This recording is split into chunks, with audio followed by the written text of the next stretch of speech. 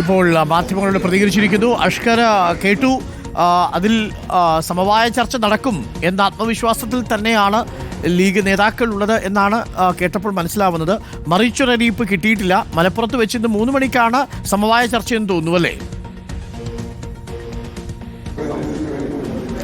അരുൺ, 3 മണിക്ക് തന്നെയാണ് സമവായ ചർച്ച. മാത്രമല്ല കടുത്ത ഭാഷയിലുള്ള ചില പ്രതികരണങ്ങൾ കൂടി ഇപ്പോൾ താങ്കൾ വ്യക്തമാക്കുകയും ചെയ്തിട്ടുണ്ട്. അഥവാ ഈ ചർച്ച നടക്കണം, അല്ലെങ്കിൽ ആ ചർച്ചയിൽ നിന്ന് വിട്ടു നിൽക്കുന്നു എന്ന് പറഞ്ഞാൽ, അഥവാ ക്ഷണം ലഭിച്ചിട്ടും ഔദ്യോഗികമായി ക്ഷണിച്ചിട്ടും അതിൽ നിന്നും ഏതെങ്കിലും കക്ഷികൾ വിട്ടു നിൽക്കുകയാണെങ്കിൽ അത് ധിക്കാരപൂർവ്വമുള്ള പ്രവൃത്തി എന്നാണ് ഇപ്പോൾ അതിനെ സാധിക്കൽ തങ്ങൾ വിശേഷിപ്പിച്ചിരിക്കുന്നത്. സ്വാഭാവികമായും സമസ്തയിൽ ലീഗ് വലതുപക്ഷത്ത് നിൽക്കുന്ന, അല്ലെങ്കിൽ ചർച്ചയിൽ നിന്ന് പങ്കെടുക്കില്ല എന്നിപ്പോൾ നേതൃത്വമായി അറിയിച്ചിരിക്കുന്ന വിഭാഗത്തിന് മേൽ കടുത്ത സമ്മർദ്ദമാണ് ഇപ്പോൾ ലീഗ് നേതൃത്വം നൽകിയിരിക്കുന്നത്. പ്രത്യേകിച്ച് ഒരു സമവായ ചർച്ചയുടെ വിഷയം കൂടി നടക്കുന്ന ഒരു ഘട്ടത്തിൽ അത്തരത്തിൽ ആരെങ്കിലും പങ്കെടുക്കില്ല എന്നുള്ളതുണ്ടെങ്കിൽ അത് നേതൃത്വത്തിനുള്ള അച്ചടക്ക ലംഘനമാണ്. ഇല്ലെങ്കിൽ ഒരു നേതൃത്വം ആവശ്യപ്പെട്ടിട്ട് പോലും അതിൽ പങ്കെടുക്കാതിരിക്കുന്നത് ധിക്കാരപൂർവ്വമായ നടപടിയാണ് എന്നുള്ളൊരു വിശേഷണമാണ് ഇപ്പോൾ നൽകുന്നത്. മാത്രമല്ല അത് ശരിക്കും പറഞ്ഞാൽ ലീഗ് അനുകൂലികൾ ഇവിടേക്ക് എത്തി, പാണക്കാട് എത്തി ലീഗ് നേതൃത്വമായി കൂടിക്കാഴ്ച നടത്തിയ ശേഷമാണ് ഇപ്പോൾ സാദിഖൽ തങ്ങളടക്കമുള്ള ഈ ഒരു പ്രതികരണം കൂടി നടത്തുന്നത്. അത് അത്തരമൊരു സാഹചര്യം കൂടി നിലനിൽക്കുന്നുണ്ട്.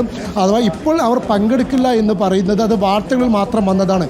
ഔദ്യോഗികമായ നേതൃത്വത്തെ അങ്ങനെ ആരും അറിയിച്ചിട്ടില്ല. ജിഫ്രി തങ്ങളുമായി ഇപ്പോൾ സാദിഖൽ തങ്ങളും അതുപോലെ തന്നെ കുഞ്ഞാൽക്കുട്ടി അടക്കമുള്ളവർ ബന്ധപ്പെട്ട് സംസാരിക്കുകയും ചെയ്തിരുന്നു. അപ്പോൾ അതിൻ്റെ അടിസ്ഥാനത്തിൽ നേരത്തെ നിശ്ചയിച്ചിരുന്ന സമവായ ചർച്ചകൾ അത് എന്ത് തന്നെ ആയാലും നടക്കും. അതിൽ MT അബ്ദുള്ള മുസ്ലിയാർ, അതുപോലെ തന്നെ സമസ്തയുടെ അധ്യക്ഷൻ ജിഫ്രി മുത്തുക്കോയ തങ്ങൾ, PK കുഞ്ഞാൽക്കുട്ടി, സാദിഖൽ തങ്ങൾ എന്നിവർ പങ്കെടുക്കും. അതല്ലാതെ അതിനോടൊപ്പം ബന്ധപ്പെട്ട കക്ഷികളെയും വിളിച്ചിട്ടുണ്ട്. ആ കക്ഷികളും പങ്കെടുക്കും. ഇനി ഏതെങ്കിലും കക്ഷികൾ അതിൽ പങ്കെടുക്കാതിരിക്കുകയാണെങ്കിൽ അത് ഉചിതമല്ല, അത് ധിക്കാരപൂർവ്വമുള്ള നടപടി എന്നാണ് ഇപ്പോൾ നേതൃത്വം പറഞ്ഞു വെച്ചിരിക്കുന്നത്. അഥവാ ആ ലീഗ് വിരുദ്ധ നിലപാട് സ്വീകരിക്കുന്ന, അല്ലെങ്കിൽ യോഗത്തിൽ എത്തില്ല എന്ന് പറഞ്ഞ നേതാക്കൾക്ക് മേൽ വലിയ ഒരു സമ്മർദ്ദം ഇപ്പോൾ ഉണ്ടാക്കി വെച്ചിരിക്കുന്നു എന്നുള്ളതാണ് അതിൻ്റെ യഥാർത്ഥ ഒരു രാഷ്ട്രീയ സാഹചര്യം എന്ന് പറയേണ്ടി വരും. അരുൺ, എന്തായാലും മുസ്ലിം ലീഗിനെ സംബന്ധിച്ചിടത്തോളം, ലീഗ് അനുകൂലികളെ സംബന്ധിച്ചിടത്തോളം ഇന്നത്തെ ചർച്ച നിർണായകമാണ്. അത്തരമൊരു ചർച്ചയിൽ നിന്നും ഒരു വിഭാഗം വിട്ടു നിന്നാൽ സ്വാഭാവികമായി ഇത് ചർച്ചയെ ദോഷകരമായി ബാധിക്കുകയും ചെയ്യും. അത്തരം ഒരു തരത്തിൽ സമവായ ചർച്ച ഇനി നടക്കാതെ പോവുകയാണെങ്കിൽ പോലും അതിൻ്റെ പഴി ആരുടെ മേൽ വരണം എന്നുള്ളതിൻ്റെ ഒരു രാഷ്ട്രീയ മറുപടി കൂടിയാണ് ഇപ്പോൾ നേതൃത്വം നടത്തിയിരിക്കുന്നത് എന്നുകൂടി വിലയിരുത്തേണ്ടി വരും. Arun, okay, thank you. Ashkar Ali കരിമ്പയാണ് വിവരങ്ങൾ നൽകിയത്. പാണക്കാട് നിന്നും ഇന്ന് റിപ്പോർട്ടർ TV ആണ് പാണക്കാട് നടന്ന ഈ ചർച്ചയെക്കുറിച്ചുള്ള വിവരങ്ങൾ പ്രേക്ഷകരിലേക്ക് ആദ്യം എത്തിച്ചതും.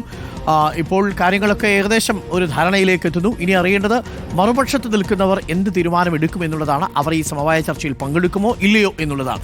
അപ്പോൾ സമസ്തയും ലീഗും തമ്മിലുള്ള മഞ്ഞുരുക്കാൻ വേണ്ടിയിട്ടുള്ള സമവായ ചർച്ച, അതിൽ തന്നെ സമസ്തയിലെ ലീഗ് അനുകൂലികൾ ഇന്ന് പാണക്കാട് എത്തിയിരിക്കുന്നു. അവർ ചർച്ചയിൽ പങ്കെടുക്കുമെന്ന് ഉറപ്പു നൽകുന്നു. മറുഭാഗത്തുള്ളവരുടെ കാര്യം ഇന്ന് 3 മണിക്ക് അറിയാം.